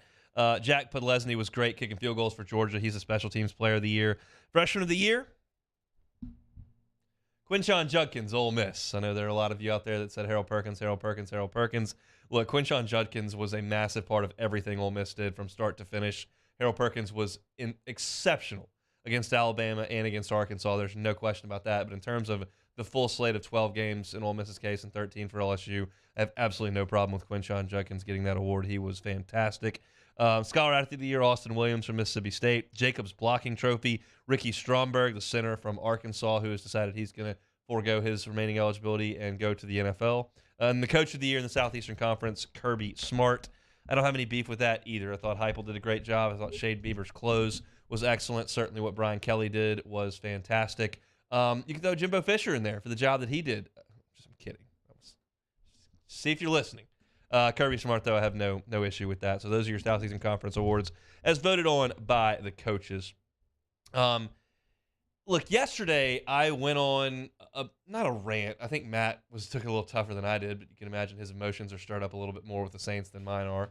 But I said, look, Mark Ingram was pretty clearly hurt when he didn't get that first down. However, that's not an excuse. It's 0% excuse to not get that first down. He ran 7 yards. You got to run the 8th yard. Well, now we find out today that, yeah, he was hurt, and he had a slight MCL tear. And it was obvious he was in pain. He went to a knee, took the helmet off. They were looking at him. You could tell he was hurt. And so while I still think with a slight MCL tear on that play, he should have gotten the first down. He was looking directly at the chains, and there was no one there to hit him. I think he should have gotten it. That sounds harsh, but he's a 10-year vet in the NFL. He's a 30-year-old player. He should have gotten the first down. This is more so now. The story shifts a little bit to maybe the Saints medical team. Again, I don't deal with X's and O's because I don't know it. Medicine is even further out of my realm of expertise. Not even close. But did he go out there with an injury? Did he hurt it on that play? I wasn't looking closely enough at his demeanor on the field to know when he came up gimpy. I did watch the game. I was watching on that play, and I said yesterday he was clearly hurt when that play occurred. But when did that happen? It's just another layer to this unmitigated disaster that is the 2022 Saints season. And it's like every level of the organization. The front office and mortgaging their future on draft picks looks silly now. The trade of C.J. Gardner-Johnson as he continues to rip through the league and lead the league in interceptions looks terrible now. The decision to keep everybody together as far as the coaching staff goes looks terrible now. The coaching staff doesn't look to have done a great job this year. The players have made terrible plays all season long, dropping passes, missing throws, throwing interceptions, costly penalties. The medical staff now coming under question. Like every single layer of this thing is buckling without 9 under center and Peyton with a headset on. Every single layer. And so you feel for Mark Ingram with that MCL tear. He's done for the season, and you got to think his time in the NFL may be done. His contract expires with the Saints this year. Is there anybody dying to pick up a 31-year-old running back coming off an MCL tear, who, by the way, is going to command some significant money as a veteran in the NFL? Or do you just want to go draft one in the 6th round and see what he's got? Better yet, go pick one off the waiver wire or off undrafted free agents. Like, you would think that it may be the end for Mark Ingram. A lot longer than most running backs make it, that's for sure. But I'm thinking maybe the end. The hits keep on coming for the Saints. We'll talk to Luke tomorrow about it a little bit more, but just not very good. Speaking of the NFL, we used to do a little segment here as of last year of how many teams do we think can win the Super Bowl. And we did it each and every week, and you could never add a team. And it turns out the Bengals got to a play from winning the Super Bowl, and we didn't have them on there from the start. So the exercise was, I don't want to say foolish, because it brought something to light that, it is there's as much parity in that sport as there is really anywhere. So that was an interesting thing, but we did away with it this year because we kind of proved our point last year. But as I look at it today, if I was going to participate in that game today, I think there's only 8 teams that I would trust to win the Super Bowl at this point. Maybe you think it's low, maybe not, but I think there's only 8. Out of the AFC, I would take Buffalo. They took a huge hit today. If you missed this, Von Miller out for the season. They brought him in not for September, not for October, not for the first quarter. They brought him in late in games in the playoffs to get after Burrow and get after Mahomes, get after Tua, get after some of these ACC quarterbacks, and then obviously once you get to the Super Bowl, if the Bills were to get there, go after whatever NFC team makes it. But he's out for the year. But I still trust the Bills to win it. I would put the Dolphins still in there. I think their coach has done a really good job. I think McDaniel's been kind of refreshing in press conferences and on the sidelines. I think they've done a good job. Tua has played well, and Tyreek Hill's been a difference maker with Waddle. I still trust them that they're a potential to win it. That's 2. I trust the Ravens if Lamar comes back healthy, but I'm not going to scratch them off just yet. Great running game, quarterback that can win it for you, and some good players on defense for sure. Their record's 8-4. They've just gagged 3 of those 4. I trust the Bengals. They're playing so much better than they did earlier in the season. That's 4 out of the AFC, and that's it for me out of the AFC. Sorry, Tennessee. Sorry, Jets. No, I'm not there. So those are my 4 out of the AFC. I've got Bengals, Ravens, Bills, Dolphins. And then out of the NFC, certainly the Eagles at 11-1, certainly the Cowboys at 9-3 playing better. Sorry, Giants, I don't trust you. I'll take the Vikings right now. I can't take them off my list right now. That's 7. And the last one, I don't trust the Bucs. I'm sorry. I didn't love it in August, and I don't love them right now. They can't run the football at all. They're a little older on defense, and their offensive line just hasn't played great. I watched the last 3 minutes of on Monday. I also watched the first 57. It's a 6-6 football team. I don't trust them. I'll take the 49ers as my 8th team right now because I trust the organization and the roster. I know what's going on at quarterback. It's not good. Brock Purdy's not going to win it, but there's some hope that Garoppolo could come back and be healthy. We'll see. They ought to win that division. I don't trust Seattle. And if they can win that division, get a home playoff game, their defense and then the playmakers they have, maybe they can get rolling. So I'm not – same thing with the Ravens. I'm not going to scratch them. I'm not going to scratch the 49ers to this point. But that's my 8. 49ers, Vikings, Cowboys, Eagles. Did I miss the Chiefs there? Chiefs, Ravens, Bengals, Bills. Sorry, missed it on my notes. That's 9. I missed the Chiefs. That's very obvious. I don't trust the 6-6 Chargers either. So 9, which is a third of the league. Almost. We'll see if I'm right. Maybe there's a team outside the Bengals, but if you were listening a little bit earlier, I was looking up at the screen, and they gave a panel, who do you have in the AFC? And the Chiefs, the Bengals were the pick. And on Monday, I kind of talked about it because I got to watch all the Bengals and Chiefs on Sunday. I don't often get to watch the entire Bengals game if I'm watching the Saints, or maybe we don't get them here in Baton Rouge, or they're on Sunday Night Football and NBC doesn't have a contract with my cable carrier, so I can't watch it. But they look good. The offensive line looks much better. Joe's awesome. Jamar came back. We'll see when Mixon comes back. They got P. Ryan, and the defense has been pretty good, and they've had the Chiefs' number. And you figure if you're going to win the AFC, you probably have to beat the Chiefs. But at this point, I'm curious, and I'm curious if the Bengals can get it done. I think they can, and I'm looking forward to that. But I think 9 teams are left. I don't trust the Tampa Bay at all. We haven't done a Citizens Bank poll question for today. I thought about this morning, so I'll throw it out there right now. Are you still watching the World Cup? Yes, no, I never was. Your 3 options. I don't know. I know there's such a huge soccer rush when the World Cup starts, especially if USA is in it now that we're out. Are people still locked in on that? I'm not seeing it on my Twitter really ever. I follow a couple of golf writers that are overseas, and that's what they love is soccer. So it shows up every once in a while. But I don't see any World Cup buzz. I don't even know what round they're in. I don't know who's in, who's out. I wonder if there are people that are still locked into that day-to-day now that the Stars and Stripes are out. I feel like in college baseball around here when LSU loses, whatever that may be, I feel like people tune out and they're done with college baseball. They don't want to watch the College World Series if LSU's not there. I still love it. Maybe there's a lot of people that love soccer. We'll throw that in the Citizens Bank and Trust poll question and get that figured out. Hockey's another sport. We're hitting all the sports here. Hockey is a sport that may be headed to Baton Rouge. Certainly is tomorrow in the Raising Cane's River Center. We've given away 2 4-packs of tickets. So John Clement of the Baton Rouge Pro Hockey is going to come on in the next segment and just tell us what is going on here over the next couple of weeks. If you're looking for something to do, some sports to watch live and local here, $10 tickets, and it's for a really good reason. Hopefully that Baton Rouge can grab a hockey team as they once had. Once around here, John Clement will give us all those details next on 104.5 ESPN Baton Rouge. This is On Palmer. In times of need, get a full list of phone numbers, websites, and other important emergency information on the Demco Stormwatch page at 1045ESPN.com.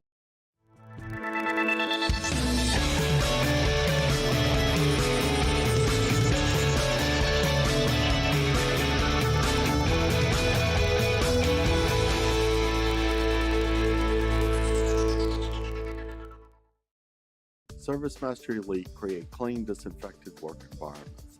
As a local business, we take pride in serving the New Orleans and Baton Rouge areas. Our cleaning protocols follow CDC and OSHA standards for healthcare settings, offices, senior living, restaurants, and industrial plants. Contact ServiceMaster Elite to get your operation ready for reopening with germ disinfection cleaning. ServiceMaster Elite, the trusted choice in professional cleaning since 1996. There's nothing better than tailgating, but it can be a lot of work. So why do it yourself when you don't have to? Let Revelry Sports and Entertainment set up your luxury tailgate on campus. Order what you want and just show up to party. Book your tailgate today at revelryteam.com. Revelry Sports, the official tailgate partner of LSU Athletics. It's no secret. The best oysters in Baton Rouge are at Jolie Pearl Oyster Bar. Enjoy mouth-watering South Louisiana flavor and oysters from all over the country. And don't forget our nightly drink specials.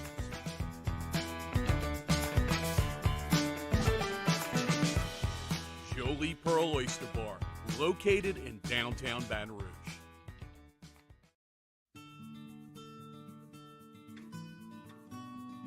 This is a house call. This is a follow-up appointment. This is a diabetes checkup. This isn't just more convenient care, it's more advanced care. This is innovating healthcare at Louisiana's #1 hospital, Ochsner. Eli's always been into grilling. It took us a while to see it, but the signs were there. What are you doing, Eli? I knew grilling was my thing. I have been talking about it throughout my career. Happy with the results? I am. Got the new grill from barbecueguys.com. It performed great. My advice, as I always told my boys, do more of what you were born to do. Barbecue Guys, for those who were born to grill. You want cheese on your burger, Pops? I'll take a little cheese. Crime has serious consequences, but anyone can make a mistake. If you find yourself in trouble with the law, know that you have rights, and it's okay to demand them. The law offices of O.C. Brown are here to protect you and your rights. Felony or misdemeanor, DUI or drug charge. No matter what crime you're accused of, you still have rights. Let the law offices of O.C. Brown uphold them. Call 225-343-1111. Your law firm for a lifetime. I've been doing business with Luba for 25 years.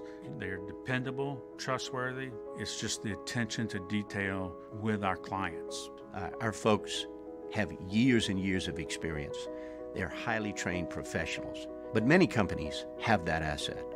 What I'd like to think makes Luba a bit different is that we use those talents in a way that truly is dedicated to serving the needs of the folks who depend on us.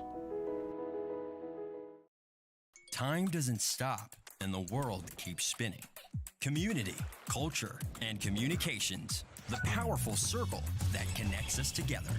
We're creating the next evolution, a network built for every possibility, moving faster than ever before, streaming us forward into the future.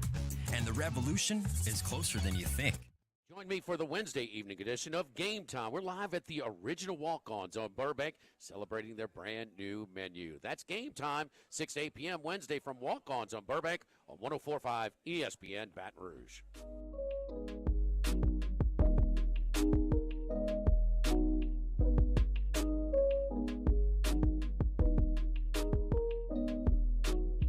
This is Hunt Palmer on 104.5 ESPN Baton Rouge. We've been telling you for over a month now to head over to the website 1045ESPN.com and then to go to Ticketmaster and to the Raising Cane's River Center box office to get tickets for Baton Rouge Pro Hockey. A lot of people have said, okay, well, what's the name of the team? Okay, well, we'll get to all that here. And to sort through it all is John Clements, the director of broadcast for Baton Rouge Pro Hockey, joins us now. John, thanks so much for the time. How are you? No, thanks so much for giving me the time here, Hunt. It's an honor to be here, and honestly, doing great. Just got the last of the dasher boards up. We've got ice here at the River Center. We're excited. Everybody's excited around here. We're going to be checking that out this weekend. It starts tomorrow, actually, but I guess let me just start here. What is Baton Rouge Pro Hockey? Baton Rouge Pro Hockey is the name we've got right now for the organization as we put out these 3 neutral site games, one this Thursday, one a week from tomorrow, and then on January 2nd, we're hosting 3 neutral site games for the FPHL. They did the same thing in Biloxi a year ago. Now they're playing in the league and playing in all 3 of those neutral site games right here in Baton Rouge. And if the people come out, if the people support it, we're going to put a team here for next year, starting hockey in October first time in 19 years, 8 months, and 4 days that the puck's going to drop here. So we're getting revved up and excited for tomorrow. That's fantastic. So a little bit of an audition stage here for Baton Rouge. Certainly we've had Baton Rouge hockey in the past. At that time, there was a team in New Orleans. There was a team in Baton Rouge. There was a team in Lafayette. None of those exist right now. So it's a little bit of a revive here in this region. It starts tomorrow. Tell us about it. Well, tomorrow night, the Carolina Thunderbirds and the Mississippi Seawolves drop the puck here at the Raising Cane's River Center. It'll be the first of 3 games. Those 2 teams are meeting up. They're both in the Continental Conference there in the FPHL. And all of these games matter for these guys. So they're trying to get to the next level. It's basically the one level below where the team used to be, the ECHL. So these guys are fighting, scratching, and clawing to get back there and try to make their way to the show one day. So this is great hockey. It's fun hockey. It's the kind of hockey you used to see if you used to come down here in 2003 and before. The hard-hitting, hard-paced, fast, and family-friendly environment. You know, I got a taste of this over the summer. Baton Rouge has a summer collegiate baseball team called the Rougarou, and I got a chance to call a couple of their games. And it was just so much fun in a family-friendly, small, confined environment. Sure, I love going to watch the Pelicans or the Saints or LSU in a massive arena or stadium. But, you know, there's a time and place for that. That's expensive. It's day-consuming. This is a lot of fun, and you get right down next to the action there in the Raising Cane's River Center. And that's one of the great things about it, especially in this league. When a team gets put somewhere, they're not just playing games. They're part of the community. They're out in the area. They're living here. They're doing things and they're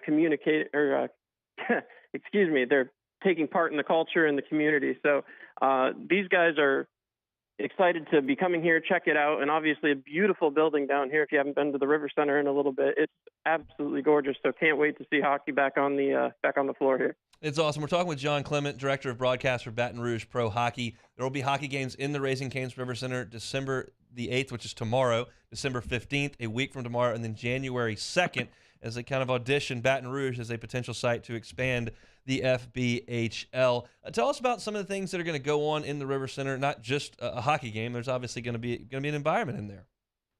There is, and it starts when you walk through the door. We're going to have some music here. We've got obviously some great new merchandise with Baton Rouge names on it, so that'll be a good time too. But honestly, for me, and I've been in hockey since I was a very little kid, it's all about the smell of the fresh cut ice, that popcorn that radiates through the building. It's always an enjoyable and exciting atmosphere. So come be surrounded by 6,000, 7,000 other people and have a good time and do it for less than the price to take your family to the movies. Absolutely. $10 for tickets. You can get them at Ticketmaster or at the Raising Cane's River Center box office. You can walk up and grab your tickets, but go online, get them on Ticketmaster, get your tickets for tomorrow. John, we really appreciate the time. We'll be out at the River Center tomorrow. Very much looking forward to it. Looking forward to it. Thanks so much, and we'll see you there. Sounds good. That is John Clement, Director of Broadcast for Baton Rouge Pro Hockey. I'm telling you, this is really fun. If you've got a little one that's looking to get out of the house, it's just a little bit more cost-effective to do this than it is to go watch one of these big-time sports. I had so much fun earlier this summer calling games for the Rougarou and going out there 4 or 5 times. Ronnie and his crew did such a great job of creating a great environment, and it's still the sport. You can see it. You're right down there close. You don't have to sit up in the nosebleeds. You can get a good seat. There's not a bad seat in the River Center, and we're thrilled to help out Baton Rouge Pro Hockey as they look to try to bring something else to town. That's kind of the task here. There's not a name for the team yet because they don't have a team yet, but if Baton Rouge shows up and shows out starting tomorrow, they'll be able to put a pro hockey team here in Baton Rouge. So we appreciate John for coming on in, and he will be at the Raising Cane's River Center tomorrow as they get going. As he said, it's not an exhibition. It's actually a game that counts for these teams, so they'll be playing really, really hard. I grew up in Shreveport, and the Mudbugs were a big deal up in Shreveport, the hockey team. They kept winning the title. I'll be quite honest. My experience was a little bit different with hockey. I'll lay it in, and it ties into LSU. This is kind of pathetic, but it is what it was. Back in that day, the SEC network did not exist. You could not stream games on your phone when I was in 5th, 6th, 7th grade. But LSU basketball and LSU baseball were playing, and KWKH was the home of the Shreveport Mudbugs. That was 11:30 a.m. It is also the LSU Sports Radio Network affiliate in Shreveport. So if LSU was playing Mississippi State in basketball on a Tuesday, it was on the radio. That was the way you could listen to it or pay attention to it. If LSU had a Friday night game against Alabama in SEC play, it was on KWKH. That's the only thing it's the only way I could experience it. Couldn't get to the box. It's 3.5 hours away. It's not on TV. Radio, Jim Hawthorne, Charles Handegriff, that was my way to follow LSU. And I did it religiously. However, the Shreveport Mudbugs got precedent on KWKH. So if Lane Mestape was out there on a Friday dealing against Vanderbilt, I got the Mudbugs game against the Brahmas in Shreveport. Could not access LSU baseball. Had to wait till the paper the next morning to see if they won or lost. So my minor league hockey experience was violently pulling against the Mudbugs to get their season over with so I could listen to the baseball games in Shreveport. How pathetic is that? It is what it was. And guess what? The Mudbugs won like 600 championships in a row. It was torture for me because they kept preempting my LSU baseball and LSU basketball to give me Mudbugs. I don't know who's calling the shots at KWKH. I don't know. But I was very much pulling against the Mudbugs each and every year, and they kept winning. Their goalie's name was Kevin St. Pierre. Remember, like it was yesterday. They kept winning. I checked the paper the next morning. Mudbugs win. Of course they did. When are they going to go to when's the playoffs start? They just keep going, keep going, keep going. I'm trying to look up here how many times they won that freaking league. Robertson Cup champions. It happened all the time. Drove me nuts. But I won't have to pull against the Baton Rouge hockey team if they get a team, because I don't think that they're going to preempt LSU. And even if they do, I can just watch the game on my phone. So we'll be all right. That was each and every time I peel back the onion on my life as a sports fan and my priorities, it's got to make you think less of me. It's just pitiful. I can't change what I was. I would lay down in my bedroom, that Sony boombox that you moved by the dial, and get it to 11:30 perfect. Here comes Jim Hawthorne right through. Just lay on the ground for 3 hours. It's my Friday night, Tuesday night, Sunday, whatever it was. Sometimes on Sunday we got the baseball games on Jumbo Sports, which was huge when I could get those Sunday baseball games. But that's my minor league hockey talk for the day. If you're looking to get tickets again to Baton Rouge Pro Hockey, to the games coming up tomorrow night is the first one. It is at you can find them at Ticketmaster or at the Raising Cane's River Center box office. Come on out, show Baton Rouge, make Baton Rouge proud, and let's see if we can get a hockey team here inside the capital city. We will come back, play a little Take It or Leave It, get on down the road. It's the Hunt Palmer Show. This is on Palmer. Our listeners fire off their opinions on the jimsfirearms.net hotline at 499-1045. Keep listening for your next chance to shoot us your thoughts with the jimsfirearms.net hotline on 1045 ESPN Baton Rouge. There it is, the extra mile, on the border of expected and extraordinary for those willing to go further, like vans customized for work or play, with safety and tech to keep you connected. Supported by a 5-star sales, service, and finance team. And backed by the 1-star you know. So go the extra mile. It's never crowded because so few have what it takes to go there. Mercedes-Benz Vans. Gulf Coast Office Products is a nationally recognized Savin office equipment dealer based right here in Louisiana. Over 100 employees strong, Gulf Coast has the boots on the ground to support all vertical markets, from education, engineering, legal, and finance. With the latest in office technology, from desktop to production segment units, Gulf Coast and Savin have the perfect fit for you. Call 225-756-2644. That's 756-2644 for Gulf Coast Office Products. Louisiana. It's a place defined by culture, by pride, by passion, by people who do more than love this place. They celebrate it, elevate it, champion it. They are the individuals who embody what makes Louisiana great. The companies that make Louisiana a better place to work and live. The nonprofits leading transformational change in our communities. Champions of Louisiana are all around us, and LWCC is proud to celebrate them. because we've always been Louisiana loyal, supporting the workers, the innovators, the change agents of this great place we call home. Who are the champions around you? Together, we can share their stories. Together, we can help our home state thrive. Together, we are Louisiana loyal. Always.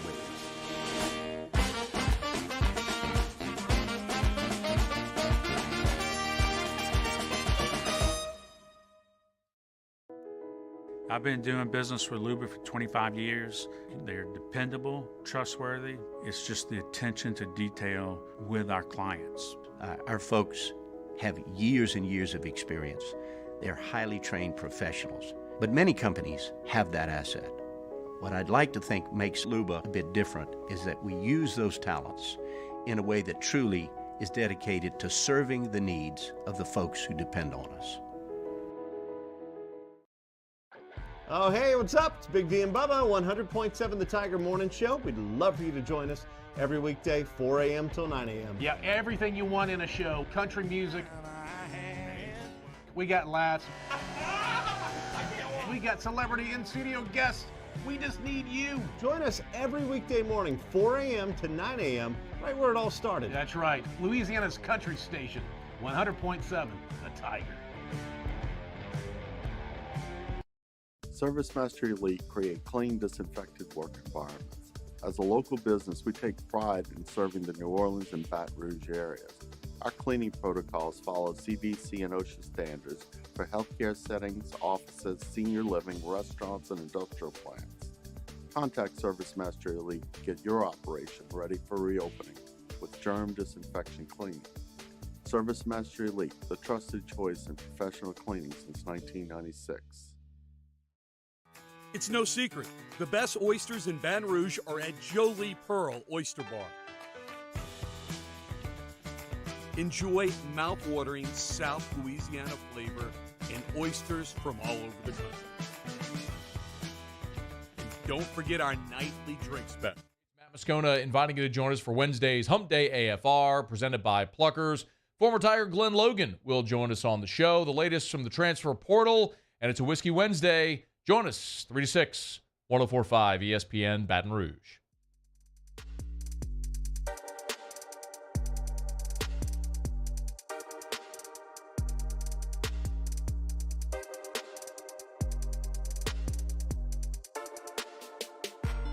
You're listening to Hunt Palmer on 104.5 ESPN Baton Rouge. Tell you every day about dropbiscuit.com. I want to remind you that host Mark Ramsey brings you bite-sized Hollywood history inside the new Drop Biscuit Studios podcast, You Talking to Me. You can listen, download, or subscribe today at dropbiscuit.com. Let's close up a Wednesday edition here as we're on the back half of your work week. A little take it or leave it. All right, starting things off with Baker Mayfield as he's headed to the Rams and not the 49ers. Sean McVay will finally unlock the former number one pick's potential. Take it or leave it. I'll go ahead and leave that. I like Sean McVay. He does a really good job. He got Jared Goff to the Super Bowl. I don't know if I'm in on the Baker Mayfield experience at this point. It's been pretty bumpy at two different stops. I'm not here to suggest that the Browns and the Panthers are the benchmark for NFL organizations, but I just don't know that he's going to drop in here in December and save the day. I think he's just trying to put something out there so that somebody else will take the next chance on him, and I don't feel great about that either. Aaron Judge is staying in the Bronx. Yep. The Yankees signed the slugger to a 9-year, $360 million deal. Take it or leave it. I guess you got to take it. I'll take it. If you're the Yankees, a guy shows up and hits 62 homers, you're going to let him just walk. Look, there have been some teams that have inked massive deals like this where it's kind of backfired. It didn't look great when the Angels had Albert Pujols out there who couldn't walk, making that much money. But the Phillies just got to the World Series, dishing out outrageous sums of money to Bryce Harper, and it didn't stop them from going to get Trey Turner 2 years later. So The Yankees have a ton of money. If they want to spend it, they can. And right now, you've got one of the best players in the sport in his prime, and he's going to make a lot of money. I think you deal with the last 3 years of it when you deal with the last 3 years of it. Yeah, he's 30. He's a little bit older, but he's in a ballpark where he can hit a ton of homers, and he hits a ton of homers. Is he going to hit 62 next year? No, he's not. But if he hits 47, that's pretty good. So I think that you've got to do that. Can't let him walk. What's interesting with the Aaron Judge thing is we knew the Giants were right in the middle of it, and John Heyman got in big trouble for saying the Giants had gotten him when they hadn't. The mystery team in this whole deal was the Padres. God, I love the Padres. Just sign everybody you can find. Sign Machado, sign Tatis, sign Darvish, sign Snell. They just, whoever they can get, they try to go out there and get. They traded for Hader. I love that. But they didn't. They ended up getting him. Cashman can go back home and not get booed out of the city. They ended up with Aaron Judge. Wilson Contreras. Oh, no. Wilson Contreras has signed a deal with the St. Louis Cardinals. Hunt will turn on his World Series catcher now that he's wearing the worst uniform in professional sports. Take it or leave it. Can you tell I wrote that? I'll leave that. I will never turn on Wilson Contreras. Dexter Fowler came to the Cubs, was there in 2015. They won the wild card. He was a free agent. All of a sudden showed back up at spring training, and the Cubs found a way to sign him when they thought they were moving on without him. And then he hits a leadoff homer in Game 7 of the World Series. He was awesome for that team, and he signed with the Cardinals the next year. I never lose love for my World Series Cubs. They can do no wrong in the world of baseball in my eyes. So Willie signs a 5-year deal with the Cardinals. It was very obvious the Cubs did not want to have him back. They did nothing to sign him, basically. And now Yachty's moved on, the guy that I hate the most in all of professional sports, and they've signed my guy, Wilson. Cubs didn't want him. It's not like he's spurning the Cubs. I hate that he signed with the Cardinals. I can't believe he would sign with the Cardinals. Anyone else in the entire sport, that would be fine. Anyone but the Cardinals. But I will never turn on Wilson. I hope that he does very, very poorly against the Cubs.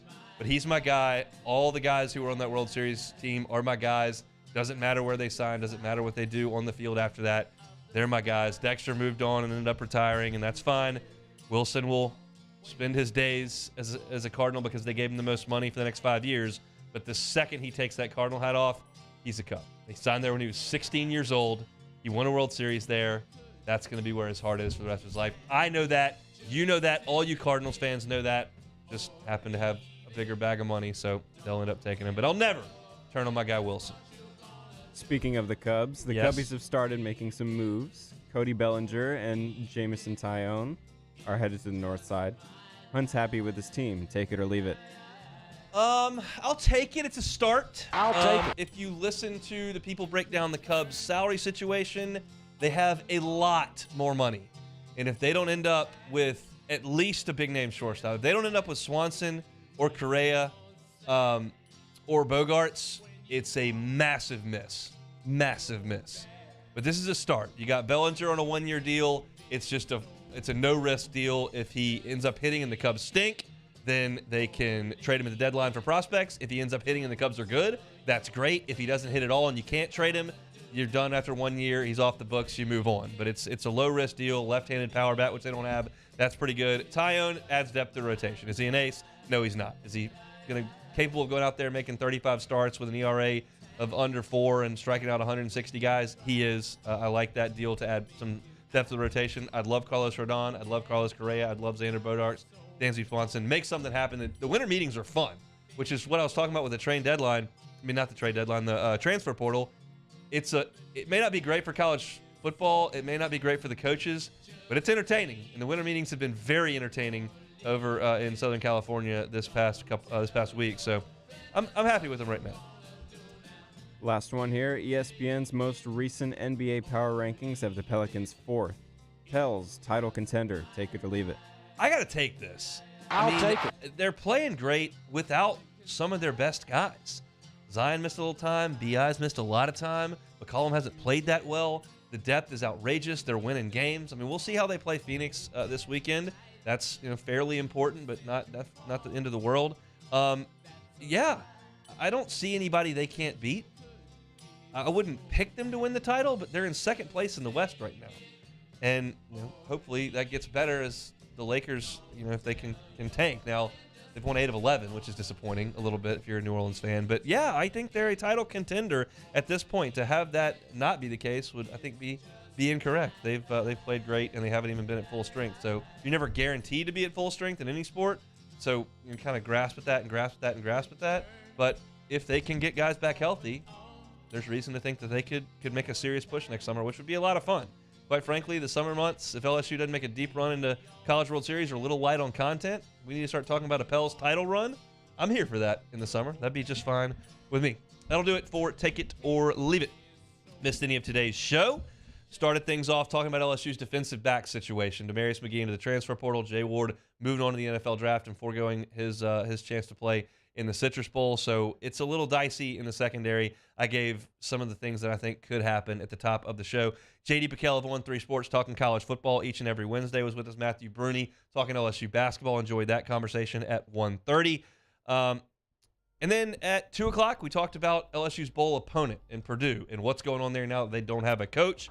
Also talked to Mark Ingram a little bit, and his time may be done with the New Orleans Saints. And John Clement of Baton Rouge Pro Hockey was with us. If you missed any of it, catch it on demand. 104.5 ESPN Baton Rouge, 104.5ESPN.com, Apple Podcasts, Spotify, YouTube, all those things. Jimmy Ott's Gamecom coming at you from 6 to 8 this evening. Matt Moscona's next on After Further Review. See you tomorrow, 104.5 ESPN Baton Rouge.